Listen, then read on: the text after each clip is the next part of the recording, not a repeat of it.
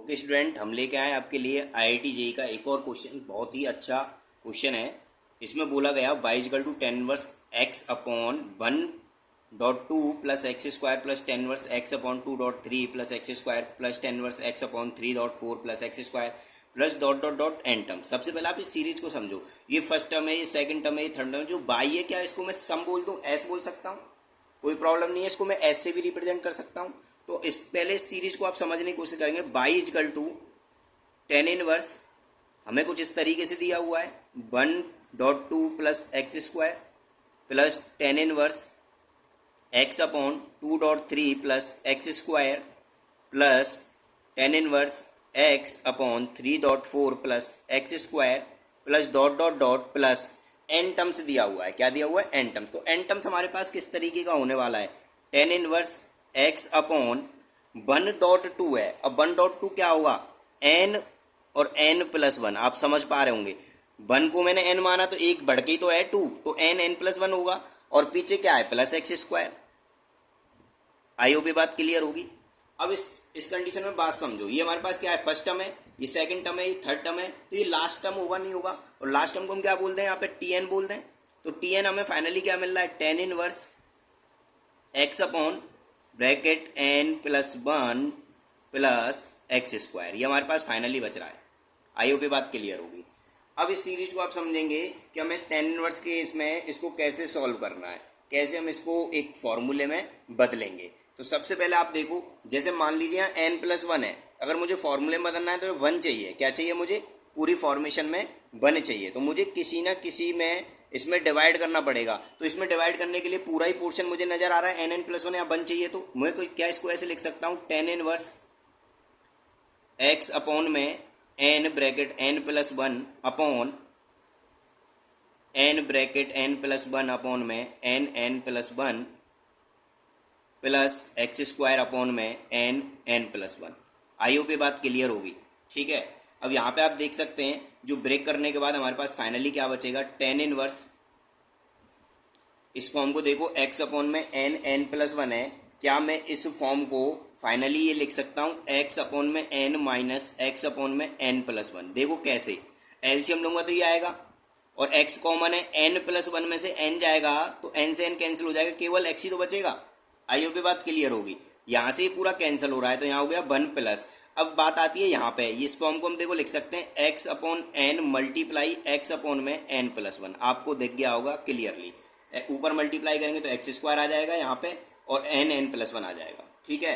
अब इस पूरे फॉर्मूले को चेक कर सकते हो आप। ये पूरा फॉर्मूला बन गया ten inverse A minus B upon में one plus A B. I hope बात क्लियर होगी। तो ये फॉर्मूला किसका बन के आ गया? Ten inverse x upon n minus ten inverse x upon में एन प्लस वन। ये हमारे पास फॉर्मूला बन गया कंप्लीट। तो ये बना है हमारे पास लास्ट टर्म का। ठीक है ना।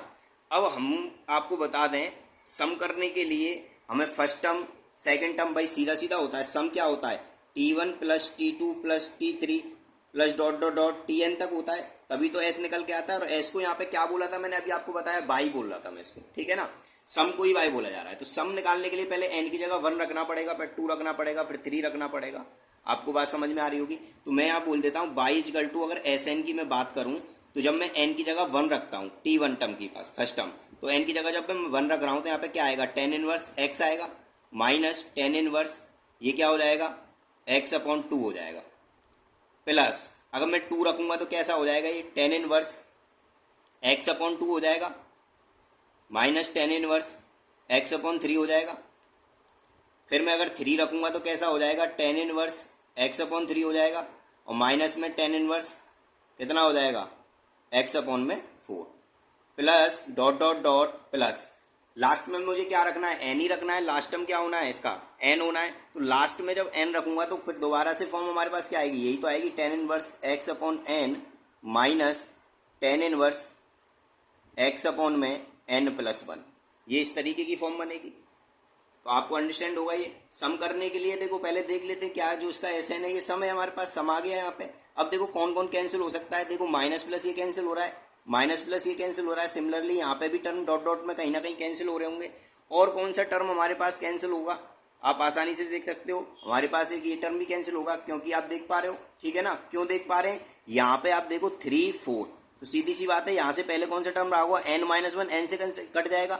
लास्ट टर्म तो ये है ना हमारे पास, तो एक ये बचेगा और एक कौन सा फर्स्ट टर्म बच रहा है हमारे पास। मतलब जो हमारे पास Sn बच रहा है वो फाइनली क्या बच रहा है, tan inverse x minus tan inverse x upon में n+1, जिसको हम क्या बोल रहे हैं, बाई बोल रहे हैं। तो हमारे पास फाइनली ये बच गया बाई, ठीक है ना। जो क्वेश्चन हमारा बाई के बराबर ये था, ये क्वेश्चन था बाई के बराबर। इसको काट पीटने के बाद, जो कंडीशन को सॉल्व करने के बाद हमारे पास फाइनली क्या बचा, y equal to tan inverse x minus tan inverse x upon में n+1। अब हमें इसका क्या करना है, डिफरेंशिएशन करना है। तो सबसे पहले हम डिफरेंशिएशन कर लेते हैं। यहाँ पर थोड़ी सी हमारे पास जगह है, तो देखें dy/dx is equal to tan inverse x का क्या हो जाएगा, 1 अपॉन में 1 प्लस x² माइनस, ये आप देख पा रहे हैं, इसका हम डेरिवेटिव कर लेते हैं। तो इसका डेरिवेटिव 1 अपॉन में 1 प्लस x अपॉन में n+1 का whole square, bracket u upon b लगेगा, लेकिन u अपॉन b की जरूरत नहीं पड़ेगी। क्यों नहीं पड़ रही सर, क्योंकि ये कांस्टेंट ही तो है नीचे। तो x का क्या हो जाएगा, सिंपल डेरिवेटिव हो जाएगा 1, तो यहाँ पे क्या हो जाएगा 1 अपॉन में n+1, तो u अपॉन b की हमें कोई जरूरत नहीं पड़ी। आई होप ये बात क्लियर होगी। अब यहाँ पे जो हमारे पास कंडीशन बच रही है, फाइनली ये बच रही है। अब इसमें हमें सॉल्व करना है। सॉल्व करने के लिए हम थोड़ी सी बात को और आप समझेंगे, क्योंकि हमें जो वैल्यू दे रखी है वो n की जगह दे रखी है इन्फिनिटी, और n की इन्फिनिटी का मतलब होता है n टेंस टू 1/0, ये मतलब है इसका, ठीक है ना, n टेंस टू 1/0। अगर इसी बात को मैं 1/n लिखूं, रेसिप्रोकल कर लिखूं, तो यहाँ पे 0 बचेगा नहीं बचेगा। अगर मैं 1/n टेंस टू करूं तो 0 आएगा, क्योंकि n टेंस टू इन्फिनिटी था, 1/n टेंस टू क्या आ जाएगा, 0 आ जाएगा। तो इस बात को अब मुझे कैसे लिखना है, इसमें से n कॉमन लेने के लिए मुझे प्रयास करना है यहाँ पे, ताकि n कॉमन आ सके। तो मैं यहाँ पे n tends to 1/n tends to infinity की जगह मैं क्या कर देता हूँ, 0 कर देता हूँ, इजिकल टू 1 अपॉन में 1 प्लस x²। अब आप यहाँ पे बात को समझेंगे। सबसे पहले 1 अपॉन में 1 प्लस, जो मेरे पास मुझे n कॉमन लेना है नीचे से, जब n कॉमन लूंगा तो 1/n² आएगा, ब्रैकेट में क्या आएगा, x प्लस 1/n का होल स्क्वायर, इस तरीके का आएगा, ठीक है। मल्टीप्लाई, सिमिलरली मुझे यहाँ से n कॉमन लेना है, तो यहाँ पे भी ऐसे ही बचेगा 1 प्लस 1/n। आई होप ये बात क्लियर होगी। बस मैंने n कॉमन लिया है नीचे से, ठीक है ना।